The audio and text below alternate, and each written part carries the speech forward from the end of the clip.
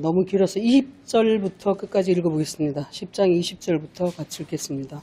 그날에 이스라엘의 남은 자와 야곱 족속의 피난한 자들이 다시는 자기를 친 자를 의지하지 아니하고 이스라엘의 거룩하신 여호와를 진실하게 의지하리니 남은 자 곧 야곱의 남은 자가 능하신 하나님께로 돌아올 것이라. 이스라엘이여 내 백성이 바다의 모래 같을지라도 남은 자만 돌아오리니 넘치는 공의로 파멸이 작정되었음이라. 이미 작정된 파멸을 주 만군의 여호와께서 온 세계 중에 끝까지 행하시리라.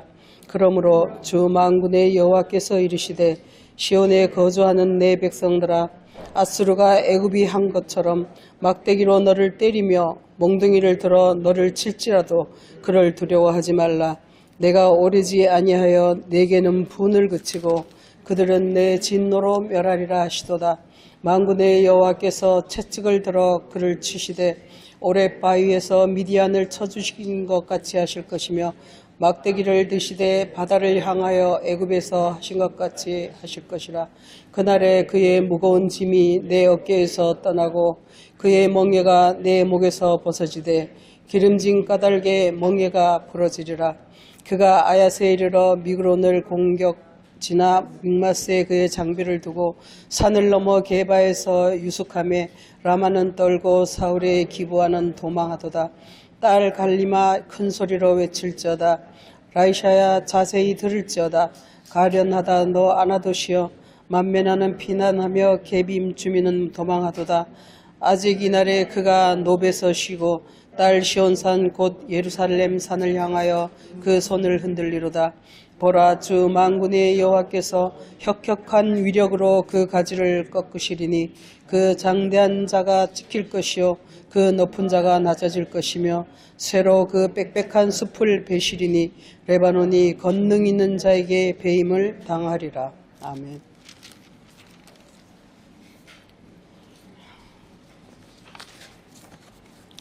오늘의 주제는 남은 자입니다. 남은 자.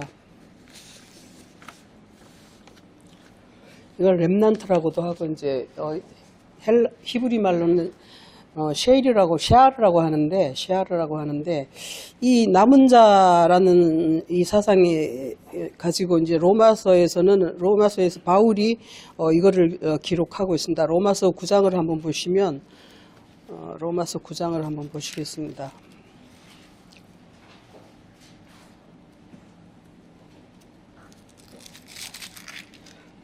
27절에서 이렇게 얘기를 하고 있습니다. 이사야가 이스라엘에 관하여 외치되 이스라엘 자손들의 수가 비록 바다의 모래 같을지라도 남은 자만 구원을 얻으리니 주께서 땅 위에서 그 말씀을 이루고 속히 시행하시라 하셨느니라. 또한 이사야가 미리 말한 바 만일 만군의 주께서 우리에게 씨를 남겨두지 않으셨더라면 우리가 소돔과 같이 되고 고모라와 같았으리라 함과 같으니라. 이렇게 얘기를 하고 또 11절에서도 또 남은 자에 대해서 얘기를 하고 있습니다. 11장에서도 한번 보시겠습니다. 11장에서는 이제 엘리야를 가리켜서 말한 것을 알지 못하느냐. 4절에서 그에게 하신 대답이 무엇이냐. 내가 나를 위하여 바알에게 무릎 꿇지 아니한 사람 7,000명을 남겨뒀다 하셨으니 그런즉 이와 같이 지금도 은혜로 택하심을 따라 남은 자가 있느니라. 만일 은혜로 된 것이면 행위로 말미암지 않으니 그렇지 않으면 은혜가 은혜되지 못하느니라. 그런즉 어떠하냐. 이스라엘이 구하는 그것을 얻지 못하고 오직 택하심을 입은 자가 얻었고 그 남은 자들은 우둔하여졌느니라. 바울은 로마서 9장과 11장에서 남은 자들을 얘기하고 있습니다. 근데 이스라엘 백성들이 바다의 모래같이 많은데 그 중에서 남은 자만 구원을 얻으리라 이렇게 얘기를 하고 있습니다. 이스라엘의 자손이 바다의 모래처럼 많다 이렇게 얘기를 하는데 우리 자연에서도 그런 걸 볼 수 있어요.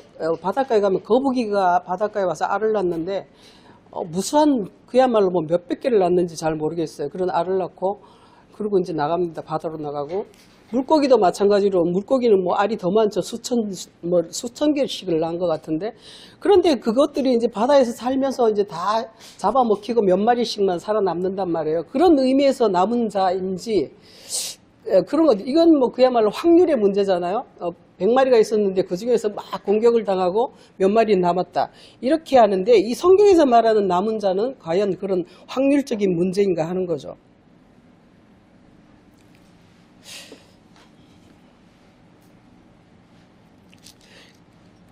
그리고 여기 로마서 11장 4절에서 보면은 이 남은 자들을 두셨는데 이거는 이제 엘리야 이야기를 하고 있습니다. 엘리야 왕상 19장 한번 보겠습니다. 왕상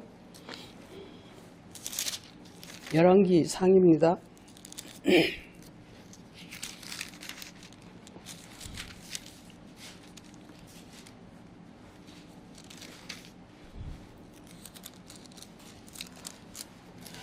이게 18장에서 왕상 18장에서 엘리야가 바알 선지자들과 한판 전쟁을 치르고 이제 이기고 이제 돌아섰습니다. 이기고 와서 이제 그랬는데 아합의 여자 이세벨이 19장에서 그를 이제 이 사람을 엘리야를 반드시 죽일 것이다 이러면서 이제 엘리야를 찾아서 쫓아다닙니다. 그때 엘리야가 승리를 했지만 자기 하나님의 사람은 자기밖에 안 남은 것 같고 그나마도 이세벨이라는 여자가 이세벨은 음녀의 대표적인 이름이죠. 음녀가 자기까지 죽이려고 하니까 너무나 이렇게 그야말로 낙담한 상태에서 로뎀나무 아래에서 누워서 이렇게 하나님께 자기의 신세를 한탄하고 있습니다. 그럴 때 주님께서 나타나셔서 하시는 말씀이 18절에서 그렇게 얘기를 하십니다. 이스라엘 가운데 7,000명이 남아있다. 이렇게 얘기를 하면서 너만 있지 않다는 것을 얘기를 하시죠. 그리고는 이제 그런데 이 7,000명이 뭐냐 하면은 바로 바알에게 무릎을 꿇지 않았다 하는 것이죠. 바알.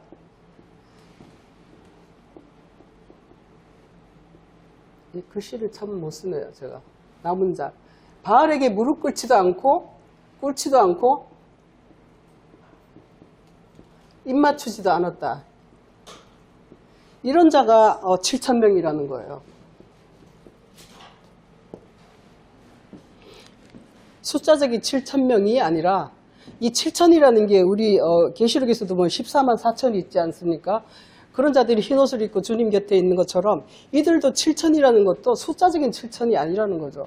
7과 1000의 조합으로 7이라는 것은 거룩한 것을 가진 소유한 자들을 거룩한 것으로 충만한 자들이 바로 7,000이라는 거예요. 그들이 바로 남은 자라는 것이죠. 그러니까 이게 뭐 숫자적인 남은 이런 사람이 아니라 7,000이 있는데 그가 바로 이제 남은 자들이다. 그런데 그들의 내용이 뭐냐면 바알에게 무릎 꿇지 않고 바알에게 입 맞추지 않았다. 이것은 뭐냐? 이 바알이라는 것이 바로 세상을 추구하는 것들이 이제 바알이죠.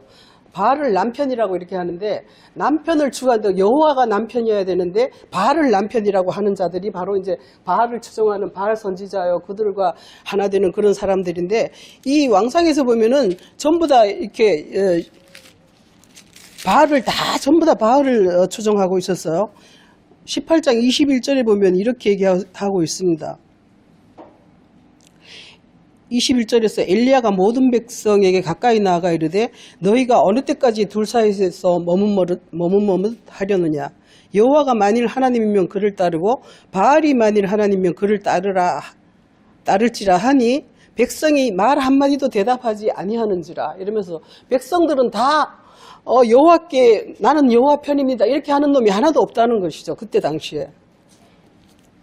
여호수아 24장에서도 여호수아가 그렇게 말하지 않습니까?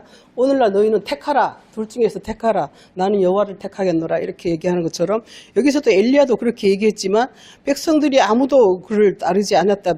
대답도 한마디도 안 했다는 것이죠.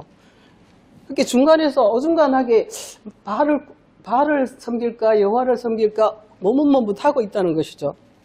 지금 이 시대도 마찬가지인 것 같아요. 우리가 정말 영의 말씀을 따라야 된다 그러면은 그게 무슨 소용이야. 그냥 세상에서 복 받고 잘 살다가 가면 되지 하는 것과 같은 개념이라고 보시면 될 것 같아요.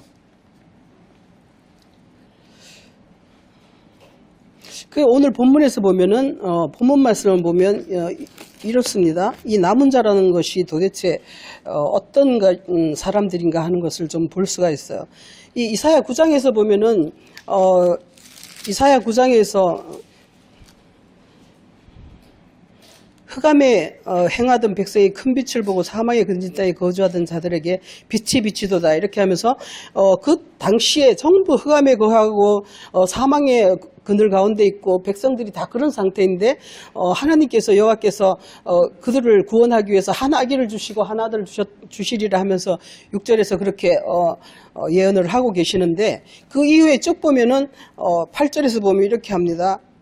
9절에서 모든 백성 에브라임과 사마리아 주민이 알 것이거늘 그들이 교만하고 완악한 마음으로 말하기를 벽돌이 무너졌으나 우리는 다듬은 돌로 쌓고 뽕나무가 찍혔으나 우리는 백향목으로 그것을 대신하리라 하면서 하나님의 말씀을 아주 우습게 여기고 자기들 맘대로 하겠다는 것을 지금 얘기를 하고 있어요. 하나님의 말씀이 그렇게 임하셨는데도 이들은 교만하고 완악한 마음으로 자기네 뜻대로 하겠다는 것이, 이 벽돌이라는 것이 뭐냐 하면 바로 사람들의 생각으로 이렇게 만드는 것이지 않습니까? 이스라엘 백성이 애굽에 가가지고 벽돌 만드는 사람으로 노역을 했어요. 그런 것처럼 벽돌이라는 것이 뭐냐, 애굽 사람들이 하는 그 세상적인 지식을 가지고 하는 성을 쌓는 거죠. 벽돌로 성을 쌓고 다듬은 돌로, 벽돌이 무너졌으니까 이제 다듬은 돌로 하겠다 이렇게 얘기를 한단 말이죠. 다듬은 돌이라는 것은 제단을 쌓을 때 너는 돌을 다듬지 말라 이렇게 말씀을 하시는데, 출애굽기에서 그렇게 말하는데, 이 다듬는다는 것은 성경을 뭐 세상적인 지식에서 벗어나서 조금 성경을 가지고 하더라도 성경을 또 다듬어 자기들 식미에 맞도록 이렇게 다듬어 가지고 그렇게 성전을 쌓는다는 것이죠. 성경을 얘기를 하더라도 세상과 이렇게 뭐 타협해 가지고 세상적으로 말씀을 가지고 변질시키는 것을 이렇게 말하고 있는 거예요.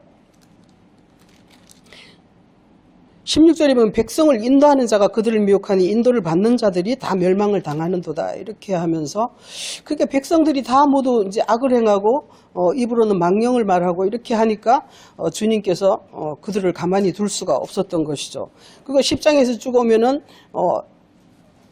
1절에서 불의한 법령을 만들고 불의한 말을 기록하고 가난한 자를 불공평하게 판결하고 가난한 내 백성의 권리를 박탈하며 과부에게 토세가 고아의 것을 약탈하는 자는 화했을진저, 이렇게 하면서 이제 하나님께서, 여호와께서 이 백성들을 벌할 수밖에 없었다는 것입니다. 이 벌하는데 뭘 하시느냐 하면은, 아수르 사람은 화했을진저 이렇게 쭉 얘기를 하고 있어요. 여기서 지금 아수르를 얘기를 하고 그들이 완악한 마음의 열매와 높은 눈의 자랑을 벌하리라 이렇게 얘기를 합니다. 사마리아의 우상과 예루살렘의 우상과 같다 뭐 이렇게 얘기를 하고 지금 그러면서 쭉 15절 16절로 넘어가면서 도끼가 어찌 찍는 자에게 스스로 자랑하겠느냐, 막대기가 어찌 톱이 어찌 켜는 자에게 스스로 큰 체를 하겠느냐, 막대기가 자기를 드는 자를 어찌 움직이려 하느냐, 몽둥이가 나무 아닌 사람을 들려함과 같다 이렇게 얘기를 하시면서, 이 아수르라는 것은 바로 이렇게 도구라는 것이죠. 도끼나 톱이나 막대기나 이런 것처럼 도구라는 것인데, 이 도구가 뭐냐면 도구가 주인 행세를 한다는 것이에요. 이 아수르나 뭐 애굽이나 이런 것들이 다 도구라는 것이죠. 아수르가 뭐냐면 우리들의 이성을 얘기하는 것이고, 애굽은 우리들의 지식을 얘기하는 거예요. 그런데 이게 바로 주인 행세를 한다는 것입니다. 이게 뭐냐면 이 도구로서 이렇게 하늘의 세계를 우리가 이해를 하고 하늘의 세계를 우리가 알아나가야 되고 하나님의 말씀에 순종하는 그런 것이 돼야 되는데, 오히려 이것이 주인 행세를 하고 있으니까 이게 지금 주님께서 기가 찰 노릇이죠. 그래서 17절에 가면 그 빛은 불이 되고 그 다음에 불꽃이 되고 해서 가시와 찔레가 소멸될 것이다 해서 이 도구로 있는 이것들을 다 이렇게 태워버릴 것이라는데, 이것들이 바로 이게 뭐냐면 가시요 찔레요 이렇게 하면서 주님을 대적하는 그런 역할을 하는 것들이 바로 이 도구들이라는 것이죠. 그래서 이들을 전부 이제 소멸을 시킬 것인데 불러서 이렇게 소멸을 시킨다고 이렇게 말씀을 하고 있습니다. 여호와는 불이시라는 것은 성경에서 저편에서 수도 없이 많이 나오고 있어요. 제가 좀 찾아봤더니 너무 많은 곳에서 이렇게 여호와는 불이시라, 불러서 그들을 태워버릴 거라 이렇게 얘기를 하고 있어요. 지난번에 서목사님께서도 여호와는 불이시라, 소멸하는 불이시라 이렇게 하셨는데, 그거를 소멸하는 불이시라고 이렇게 할 게 아니라 소멸시키는 불이라고 하시는 게 오히려 더 정확한 표현인 것 같아요. 소멸 스스로 자기가 다 없어지는 게 아니라 아까 거짓을 태워버리는 그런 소멸시키는 불이신 거죠, 여호와는. 그래서 이들을 다 불러서 이렇게 다 태워버리고, 이제 그러고서는 이제 그 후에 남았다 이렇게 얘기를 하는 것이죠, 20절에서. 그렇게 태운 후에 남은 것이 바로 이제, 그러니까 불태운 후에 남은 자가 바로, 불에서 구원받은 자가 바로 남은 자들이라는 것이죠. 고린도전서 3장을 한번 보시겠습니다.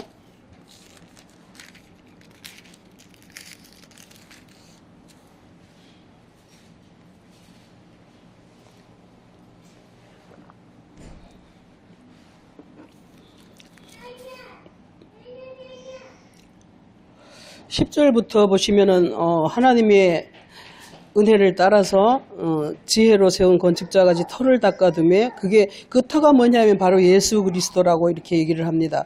그런데 그 터 위에 예수 그리스도라는 터 위에다가 우리가 자기가 일을 할 것인데, 이 공적이라고 이렇게 하는데, 이 공적이라는 게 뭐냐면은 워크, 이렇게 일한다는 뜻이에요. 그 헬라어로는 에르곤이라고 하는데, 이 일한다는 것인데, 우리가 그 예수 그리스도라는 터 위에서 우리가 일을 하는 거예요.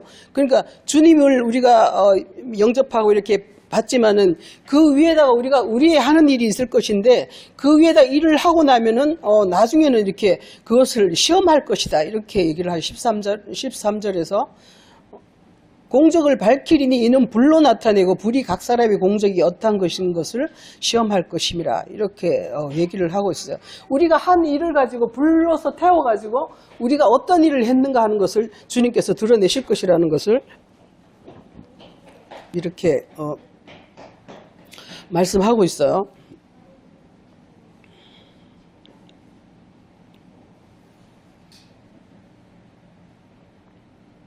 공적이 그대로 있으면, 불러서 태워가지고 공적이 그대로 있으면 상을 받고, 공적이 불타면 해를 받는데, 그것이 이제 12절에서 누구든지 금이나 은이나 보석이나 이렇게 금과 은과 보석으로 우리가 이렇게 세우든지, 아니면은 풀과 집과 지푸라기 뭐 이런 걸로 이렇게 우리가 일을 한다는 거예요. 나무나 풀이나 이런 거는 이제 뭐냐 하면은, 이거는 이제 자연적인 어떤 세계, 그러니까 문자적으로 이렇게 성경을 이해하는 것이고, 이거 금은보석은 하나님의 영의로 이제 성경을 이해하는 것이죠. 그렇게 하면 우리가 하나님의 불로 태웠을 때 우리가 그것들이 그냥 있을 것이라는 것을 말씀하고 있어요. 그렇게 하면 이것을로 금은 보석으로 세웠을 때만 정말 하나님의 성전이 돼서 하나님이 거하실 수 있는 곳이 된다는 거예요. 하나님은 불이시기 때문에 하나님이 우리가 이런 상태로 우리가 금은 보석이나 뭐 나무나 풀이나 지푸로 이렇게 우리가 우리의 생각과 마음을 이렇게 했을 때, 하나님은 불이시니까 왔을 때 풀, 집 이런 거는 다 타버리겠죠. 하나님과 동질이 아니면 타버리고 없어진다는 것을 이렇게 얘기를 하고 있습니다.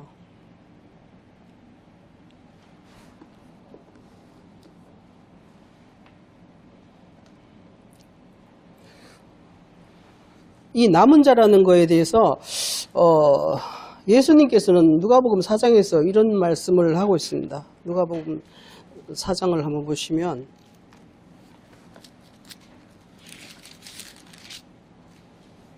(4장 26절에)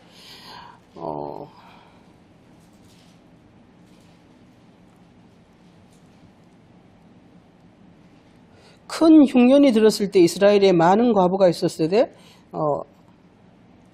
한 사람에게도 보내심을 받지 않고 사렙다 과부 한 사람뿐이었느니라 이렇게 얘기를 하고, 엘리사 때에 이스라엘에 많은 나병 환자가 있었을 때 그 중에 한 사람도 깨끗함 얻지 못하고 오직 수리아 사람 나만뿐이었느니라 이렇게 얘기합니다. 이들이 바로 남은 자가 같은 개념이에요. 사렙다 과부가 과부가 왜 그때 그렇게 많았는지 모르겠어요. 예레미야 15장에 보면 15장 8절에서 그런 말이 있어요. 너희 가운데 과부가 바다의 모래같이 많다 이렇게 얘기를 하고 있어요.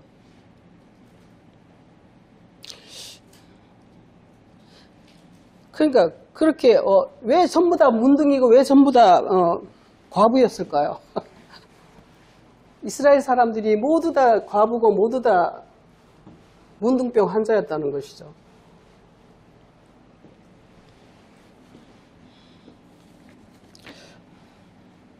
그리고 또 마태복음 22장에서 보면은 혼인잔치 비유를 말씀하시면서 청한 자는 많되 택한 자는 없다 이렇게 얘기를 하고 있어요. 그러니까 청한 자는 바다의 모래같이 많지만 택한 자는 적다고 이렇게 아주 적다고 이렇게 얘기를 합니다. 이게 택한 자가 바로 남은 자죠.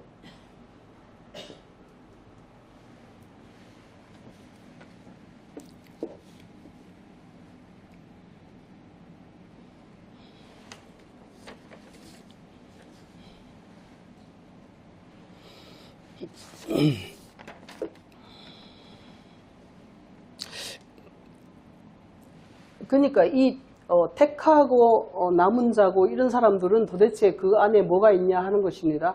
그들이 바로 특성이 뭐냐면 바알에게 꿇지 않고 바알에 입맞추지도 않은 자들이라는 것이 바로 남은 자들이라는 것을 알 수 있겠습니다.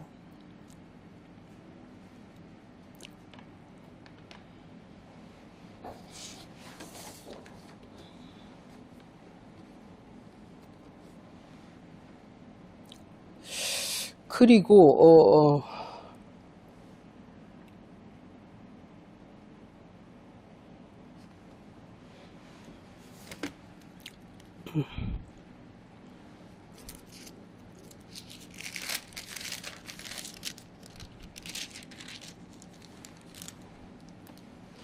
그리고 9장에서 로마서 9장에서 보시면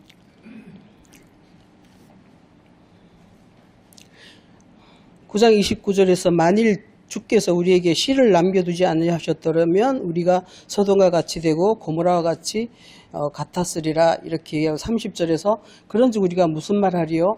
의를 따르지 아니한 이방인들이 의를 얻었으니 곧 믿음에서 난 의다 이렇게 얘기를 해요. 그리고 9장 처음에 보면은 9장 7절에서 보면은 아브라함의 씨가 다 그의 자녀가 아니라 오직 이삭으로부터 난 자라야 내 씨라 불리리라 이렇게 하면서 육신의 자녀가 하나님의 자녀가 아니요 오직 약속의 자녀가 씨로 여기심을 받느니라 이렇게 해서 아브라함의 씨가 그야말로 바다의 모래 같을지라도 그 중에서 이삭의 자녀만이 씨라고 할 수 있다 이렇게 얘기를 합니다. 여기서 바로 이 씨가 바로 29절에서 말하는 만군의 주께서 우리에게 씨를 남겨두지 아니하셨다면 하는 그 씨를 얘기하고 있는 것인데요. 이 씨라는 것이 뭐냐면 주님께서 마태복음 13장에서 씨 뿌리는 자의 비유를 얘기를 하시면서 씨라는 것은 씨를 뿌리는 자는 인자요. 그 씨는 하늘에서 천국의 아들들이라 이렇게 얘기를 합니다. 아들들이라는 것은 바로 진리의 말씀을 얘기하는 것이죠. 진리의 말씀을 바로 아들들이라고 하고 씨 뿌린 자는 바로 인자라고 해서 하늘에서 내려오신 그 예수 그리스도로부터 내려오는 말씀들이 바로 그의 씨라는 것이죠. 근데 이 씨가 우리 안에 남아있지 않으면 우리는 소돔과 고모라와 같이 불타고 없어졌을 것이라 이렇게 얘기를 하고 있습니다. 그러니까 결국은 이 하늘에서 내려오는 그 씨, 하나님의 그 위로부터 오는 그 씨가 없다면은 우리 안에 그 씨가 없다면은 우리는 소돔과 고모라와 같이 불타버릴 것이라는 것을 얘기를 하고 있죠.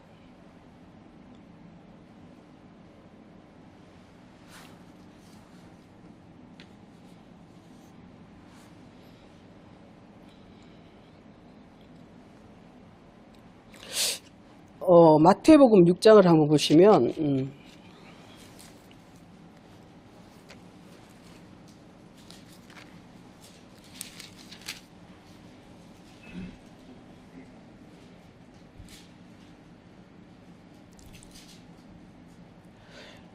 19절 20절에서 예수님께서 말씀하시기를 너희를 위하여 보물을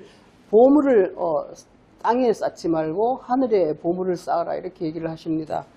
이 보물이라는 게 뭐냐면은 쌓는다는 거예요. 쌓는다 하는 게 보물인데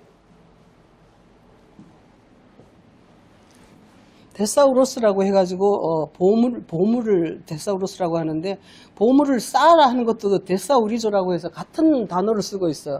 그러니까 그렇게 해가지고 보물을 하늘에 쌓아둬라. 보물을 땅에 쌓으면은 거기에는 동록과 뭐 도둑이 들어가지고 다 없어져 버릴 것을 얘기를 하고 있습니다.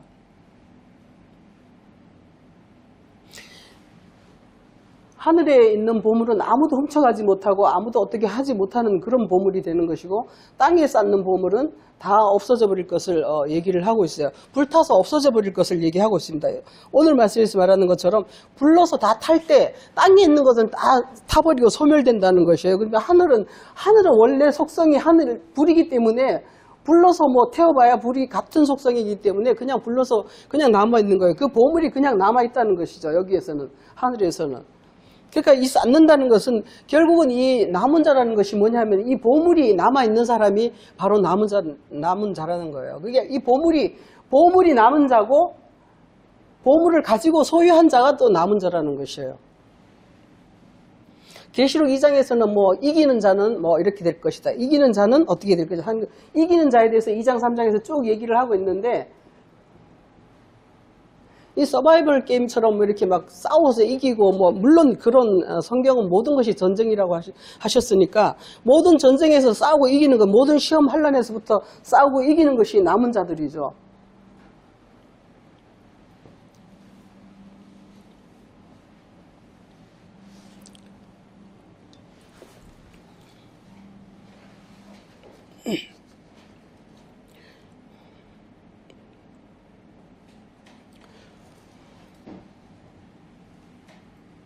이 예레미야 17장에 보면은 여호와를 버리고 생수를 뭐 파지 못하는 사람은 흙에 기록되리라, 이런 말씀이 있습니다.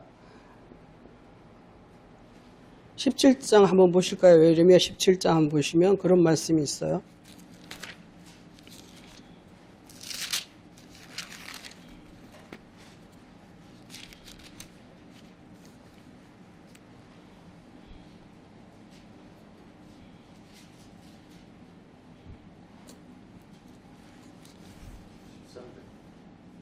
응? 13절에서 여호와여 무릇 주를 버리는 자는 다 수치를 당할 것이라, 여호와를 떠나는 자는 흙에 기록되어리니 이는 생수에 긋으신 여호와를 버림이니라, 이렇게 얘기를 합니다. 왜 버리냐 하면 그 구절에서 보면은 만물보다 거짓되고 심히 부패한 것이 마음이라, 사람의 마음이라, 이렇게 얘기를 합니다. 그 마음이 부패했기 때문에 여호와를 버리고 생수에 근원이신 여호와를 버리게 되고, 그리고 이제 땅에 기록된다는 것이죠. 여호와를 버림으로, 여호와 하늘에 계신 여호와의 이름을 버림으로 해서 땅에 기록되어 버릴 수밖에 없고, 그들은 버려질 수밖에 없죠. 이 마태복음 6장 20절에서 이렇게 보물을 하늘에 쌓아두라 하시고, 보물이 있는 곳에 너희 마음이 있느니라, 이렇게 얘기를 합니다.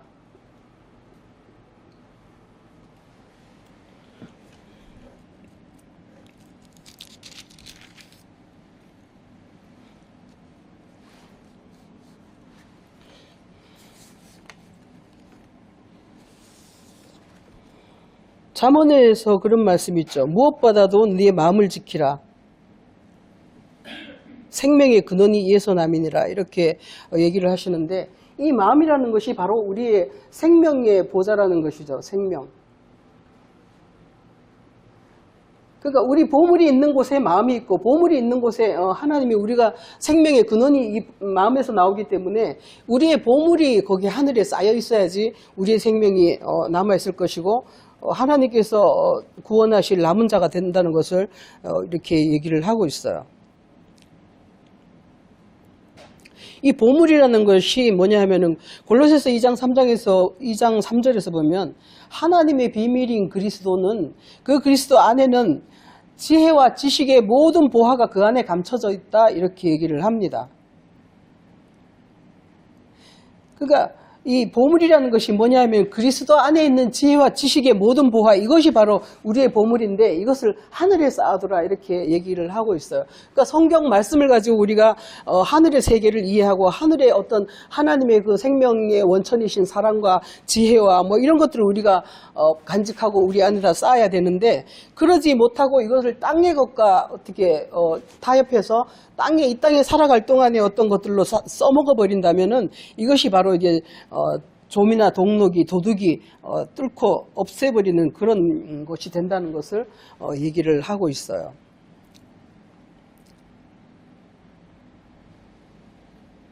이 쌓는다는 거에 대해서 이렇게 좀 보면은 보물이 쌓이는데 이 말라기 10장에서 보면은 11조를 얘기하고 있지 않습니까?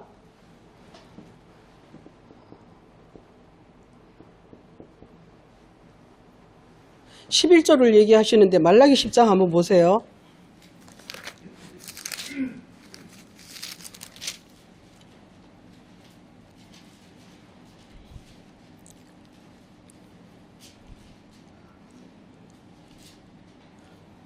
만군의 여호와가 이르노라 이렇게 해서 너희는 나의 것을 도둑질한다 이렇게 얘기를 한다. 나의 것 하나님의 것을 도둑질합니다. 너희가 도둑질하기 때문에 너희가 이렇게 저주를 받는다는 것을 얘기를 하고 있어요.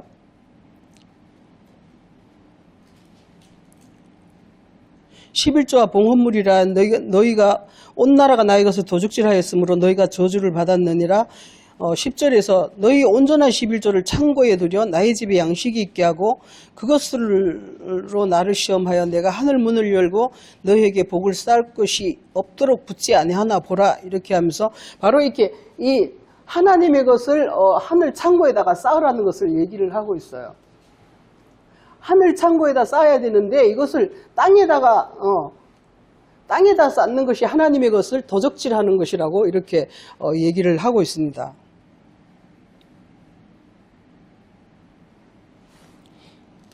이 쌓는다는 것이 바로 보물이라는 것인데 보물이 뭐냐면 바로 하나님의 것을 얘기를 하고 있어요. 하나님의 것인데 우리가 그것을 하늘에 쌓느냐 아니면은 땅에다 쌓느냐 이걸 얘기를 하고 있는 것입니다.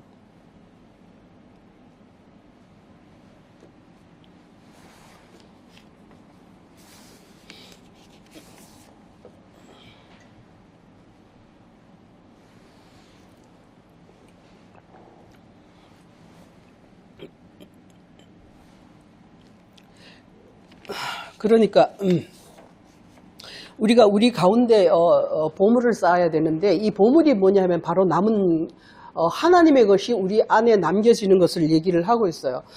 이 로마서 9장을 한번 보면 다시 한번 보면 로마서 9장에서 이렇게 9장 27절에서 남은 자만 구원을 얻으리니 이렇게 하고 11장에서는 남은 자가 있느니라 이렇게 얘기를 합니다. 11장 5절에서 이 남은 자라는 게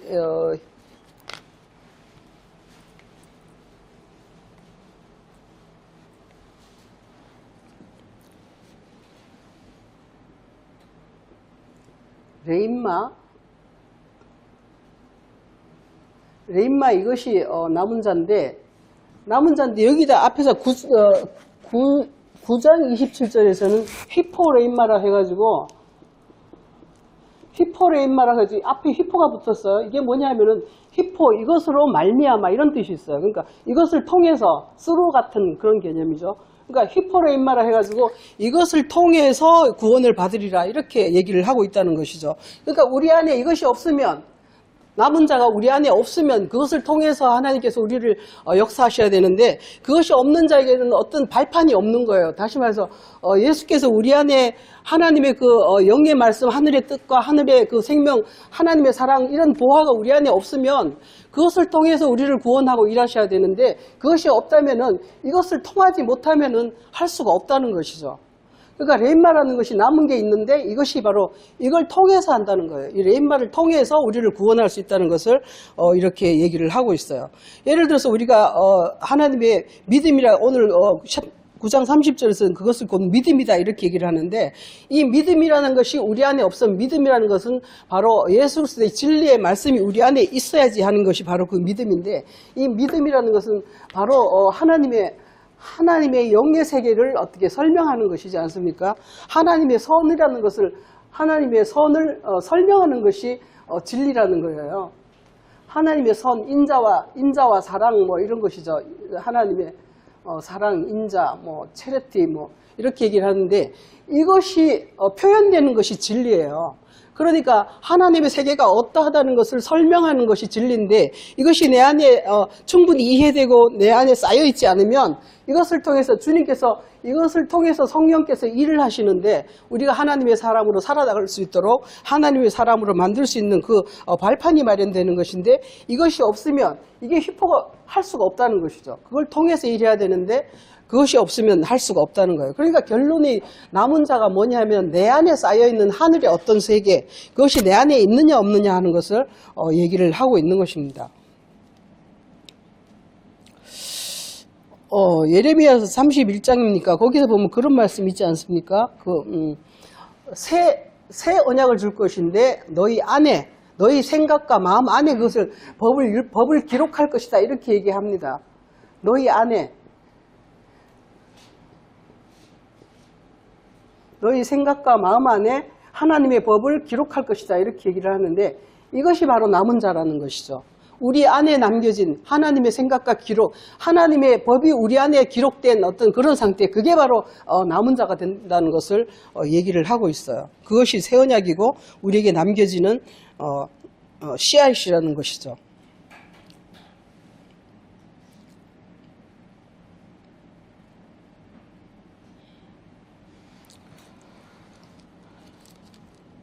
그리고 또 미가서를 보면 그런 말씀이 있습니다. 미가서 한번 보시겠습니다.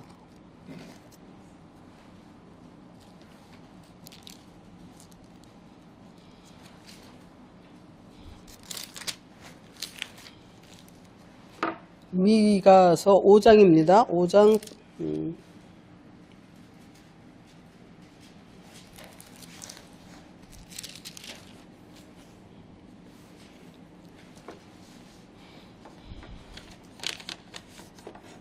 7절 8절 같이 한번 읽어보겠습니다. 야곱의 남은 자는 많은 백성 가운데 있으리니 그들은 여호와께로부터 내리는 이슬 같고 풀에 내린 단비 같아서 사람을 기다리지 아니하며 인생을 기다리지 아니할 것이며 야곱의 남은 자는 여러 나라 가운데와 많은 백성 가운데 있으리니 그들은 수풀의 짐승들 중에 사자 같고 양떼 중에 젊은 사자 같아서 만일 그가 지나간즉 밟고 찢으리니 능히 구원할 자가 없을 것이라.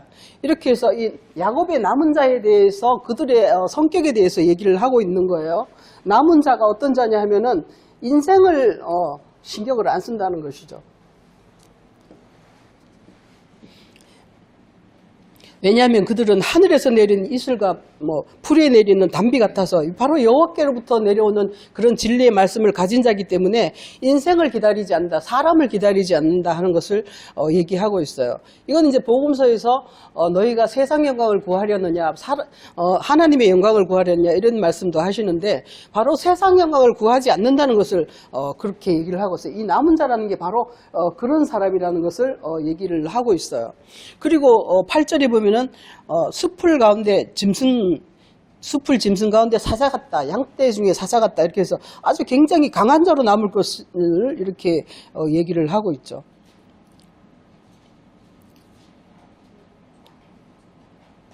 이것을 가진 자는 하나님의 그 어떤 세계를 내 안에 내 마음과 생각 안에 기록된 자들은 아주 정말 사자와 같이 강한 자가 되고 인생을 쳐다보지 않는 그런 영적인 사람이 될 것임을 얘기를 하고 있어요.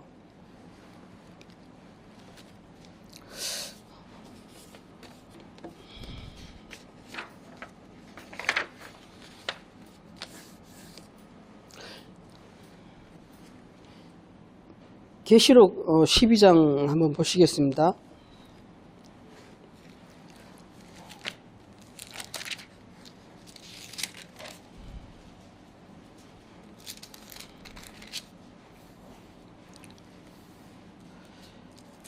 하늘에 전쟁이 있고 용이 이제 그 여자를 해하려고 하고 있습니다. 근데 17절에 보면은 용이 여자에게 분노하여 돌아가서 그 여자의 남은 자손 곧 하나님의 계명을 지키며 예수의 증거를 가진 자들과 더불어 싸우려고 바다 모래 위에 섰더라. 그 여자의 남은 자라는 게 바로 이렇게 교회, 여자라는 것은 이제 교회를 의미합니다.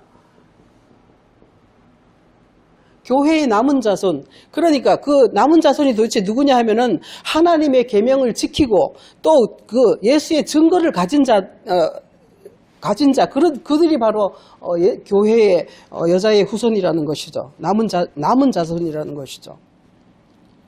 그들 하나님의 계명을 지키고 예수의 증거를 가진 이런 사람이 바로 남은 자라는 것입니다. 여기서는 남은 자라는 것이고, 이것이 뭐냐면 바로 우리 안에 쌓여진 하나님의 법이 우리 안에 생각과 우리 마음 안에 이해되고 또 내 몸이 되고 그러한 상태가 되는 것이 바로 여자의 남은 자손이라는 것을 이렇게 얘기를 하고 있어요.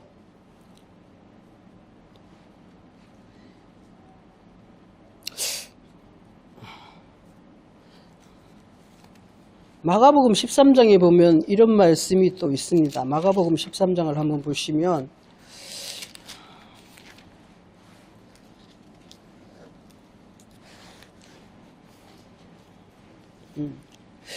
13장 22절에 보면은 거짓 그리스도들과 거짓 선지자들이 일어나서 이적과 기사를 행하여 할 수만 있으면 택하신 자들을 미혹하려 하리라, 이렇게 합니다.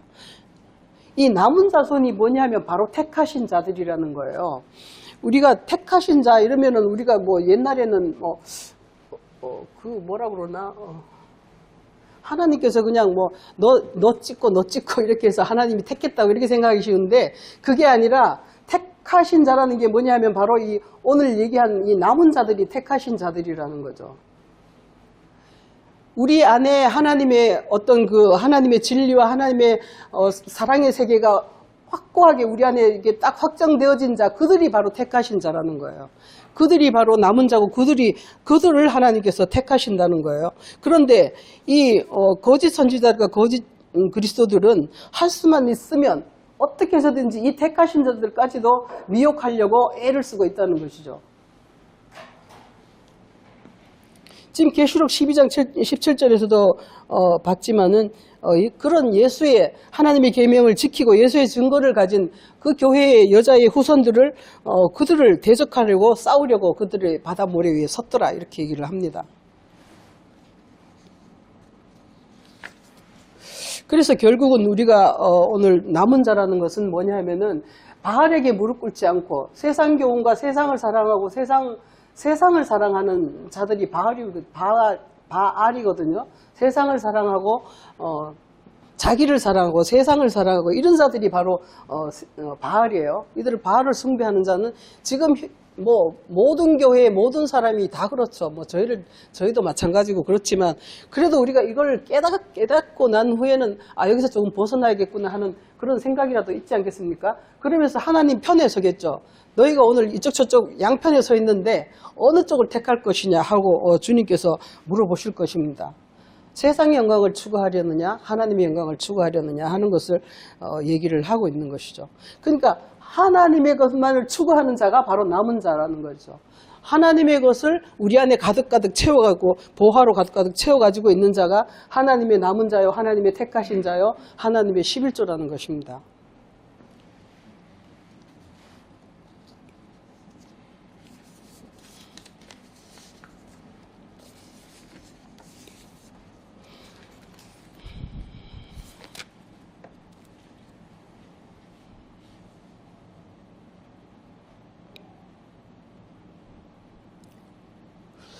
그리고 또 한 가지 더 보고 싶은 거는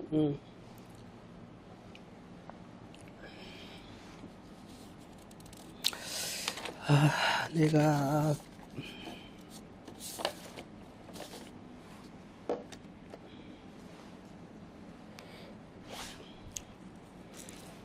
계시록 17장 18장 계시록 18장 4절에서 또 내가 들으니 하늘로부터 다른 음성이 나서 이르되 내 백성아 거기서 나와 그의 죄에 참여하지 말고 그가 받을 재앙들을 받지 말라, 이렇게 말씀을 하십니다. 여기서 뭐가 중요하냐면 거기서 나와, 이 말이 굉장히 중요한 말씀으로 저는 느껴졌습니다. 나오라는 겁니다. 나와. 거기서. 바알을 숭배하고 세상을 사랑하고 어떻게 자기를 사랑하고 세상을 사랑하는 그런 곳에서부터 이게 뭐냐면 바벨론이지 않습니까? 이 바벨론 교회로부터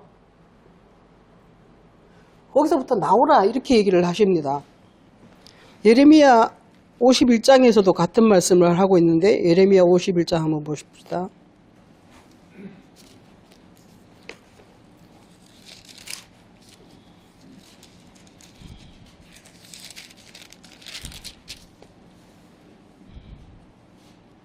사집 51장 45절입니다. 나의 백성아 너희는 그 중에서 나와 각기 여호와의 진노를 피하라. 각기 여호와의 진노를 피하라 이렇게 얘기하는데 저기서 보면 또 구약의 전 개역 성경에서 보면 스스로 피하라 이렇게 얘기를 하겁니다. 스스로 구원하라, 스스로 피하라. 이 선택은 결국 우리 스스로 해야 될 수밖에 없다는 의미도 있는 것 같아요. 물론 주님께서 우리에게 남겨진 어떤 그런 하늘의 것으로 주님께서 그것을 통하여 이걸 이제 통하여 히포레임마를 통하여서 우리를 구원하시지만 그래도 우리는 스스로 그 죄악 가운데서 거짓 가운데서 그런 세상으로 찌들은 그들의 생각 가운데서 우리가 스스로 벗어나서 나를 구원해야 된다는 것을 이렇게 얘기를 하고 있습니다. 마치겠습니다.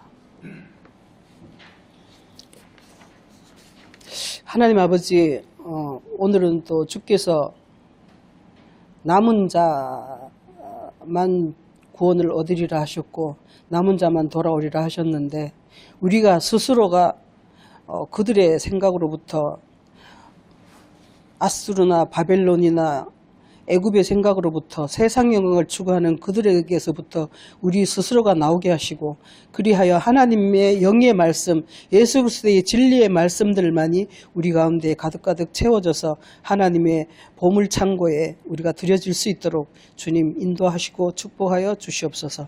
감사하며 예수 그리스도 이름으로 기도드립니다.